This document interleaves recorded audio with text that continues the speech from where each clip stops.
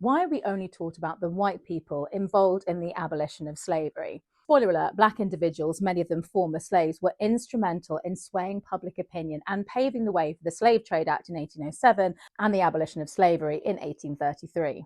One of the most notable black individuals was Olaudah Equiano, who went from being an enslaved boy taken from his family in West Africa to being a traveller, a campaigner, an abolitionist, and a best-selling author.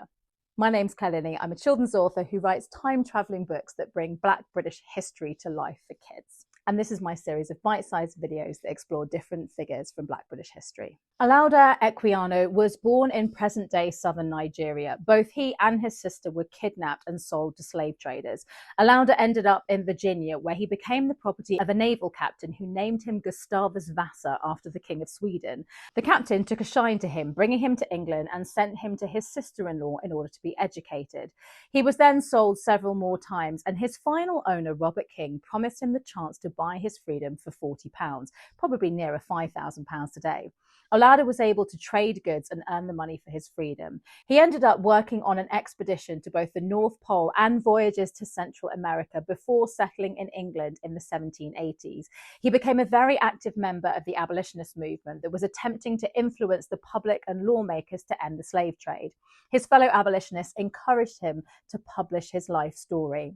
The interesting narrative of the life of Olaudah Equiano, or Gustavus Vassa the African, was published in 1789. It was a literary sensation and a bestseller. It was published 9 times within Olaudah's lifetime, sold in the US, Holland, Russia, and Germany, as well as England. And this book's popularity, along with similar other titles, was a key driving force in the anti-slavery movement across Europe.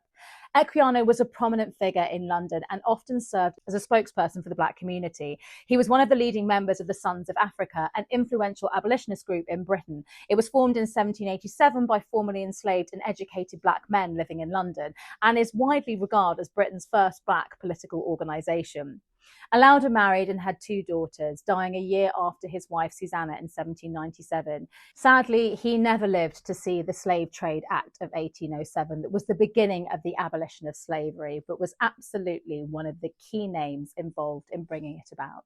I highly recommend Journey Back to Freedom by Katherine Johnson, which is a fantastic kids' book and a wonderful account of Equiano's life and impact. This amazing illustrated book called The Amazing Adventures of Equiano by Jacques Vayssieres. And then for adults, we have The Brilliant Black England, which covers a whole plethora of Black Georgian history by Gretchen Gerzina. And it's still possible to buy Olaudah Equiano's original autobiography. If you have any other questions about Olaudah Equiano or anything in this video, then please drop them in the comments.